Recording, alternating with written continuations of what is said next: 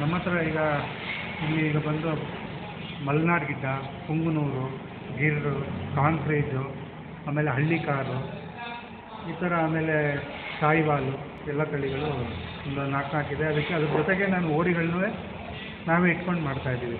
ಆಮೇಲೆ ಏನಂತ ಹೇಳಿದ್ರೆ, ಈಗ ದೇಶಿ ಹಸು ಅಂದರೆ ಮೊದಲು ನಾನು ಹೆಚ್ಚು ಕಮ್ಮಿ ಒಂದು 25 ವರ್ಷದಿಂದ ಹಸು ಸಾಕ್ತಾಯಿದ್ದೀನಿ. ಒಂದು ಕರುವಿಂದ ಶುರು ಮಾಡಿ ಕೋವಿಡ್ ಟೈಮಲ್ಲಿ ನನ್ನ ಹತ್ರ ಹಸು ಕರು ಎಲ್ಲ ಸೇರಿ 100 ಇತ್ತು. ಆಮೇಲೆ ಕೋವಿಡ್ ಟೈಮಲ್ಲಿ ಸ್ವಲ್ಪ ಪ್ರಾಬ್ಲಮ್ ಆದಮೇಲೆ ಬೇಡ ಅಂತೇಳಿ ನಿಲ್ಲಿಸಿ, ಆಮೇಲೆ ಒಂದೊಂದೇ ನಾಟಿ ಹಸುಗೆ ಚೇಂಜ್ ಮಾಡಿಕೊಂಡು ಈಗ ಒಂದು 45 ಹಸು ಕರು ಎಲ್ಲ ಸೇರಿ 45 ಇದೆ. ಈಗ ಏನಂತ ಹೇಳಿದ್ರೆ, ಈಗ ನಾವು ಹಸು ಹಾಲಿನಿಂದ ಬೆಣ್ಣೆ ತುಪ್ಪ ಮಾಡಿ ಆಯುರ್ವೇದಿಕ್ ಡಾಕ್ಟ್ರುಗಳ ಹತ್ರ ಮಾತಾಡಿ ಅವರಿಗೆ ಔಷಧಿಗಳಿಗೆ ಕೊಡ್ತಾಯಿದ್ದೀವಿ. ಆಮೇಲೆ ನೆಕ್ಸ್ಟ್ ಏನಂತ ಹೇಳಿದ್ರೆ, ಈಗ ಬೆರಣಿ ಮಾಡ್ತೀವಿ. ಅಂದರೆ ಈ ಅಗ್ನಿಹೋತ್ರ ಅವ್ರಿಗೆಲ್ಲ ಮಾಡೋದು ಕೊಡ್ತಾಯಿದ್ದೀವಿ. ಆಮೇಲೆ ಏನಂತ ಹೇಳಿದ್ರೆ, ಈಗ ಧೂಪು ಬತ್ತಿ ಅದೆಲ್ಲ ಮಾಡ್ತಾಯಿದ್ದೀವಿ. ನೆಕ್ಸ್ಟ್ ಈಗ ಇನ್ನೇನು ಶುರು ಮಾಡ್ತೀವಿ. ಆಮೇಲೆ ಎರೆಹುಳು ಗೊಬ್ಬರ, ಆಮೇಲೆ ಜೀವಾಮೃತ ಇವೆಲ್ಲ ಸ್ಟಾರ್ಟ್ ಮಾಡ್ತಾಯಿದ್ದೀವಿ. ಹಸು ಸಾಕಬೇಕು ಅಂತ ಏನಕ್ಕೆ ಅನಿಸ್ತದೆ?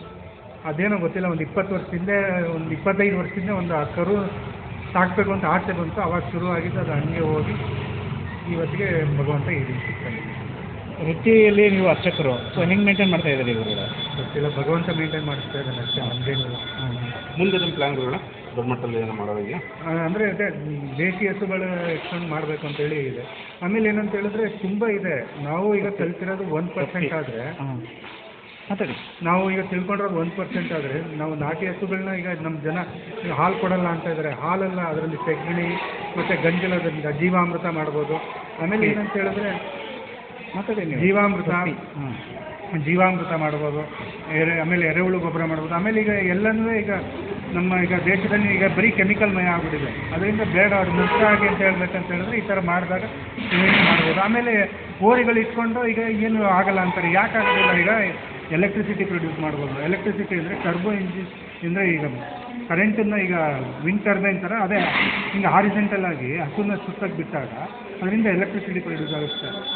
ಆಗ ಅದ್ರ ಊಟ ಅದೇ ಅದು ಸಂಪಾದನೆ ಮಾಡ್ಕೊಳ್ಳುತ್ತೆ. ಆಮೇಲೆ ಎಣ್ಣೆ ಮಾಡ್ಬೋದು. ಅವೆಲ್ಲ ಒಂದೊಂದಾಗಿ ಈಗ ಮಾಡೋಣ ಅಂತೇಳಿ ಅಂದ್ಕೊಂಡಿದ್ದೀವಿ. ಒಂದೊಂದಾಗಿ ಸ್ಟಾರ್ಟ್ ಮಾಡ್ತಾಯಿದ್ದೀವಿ. ಈಗ ಒಂದೊಂದಾಗಿ ಮಾಡ್ಕೊಂಡು ಬರ್ತೀವಿ.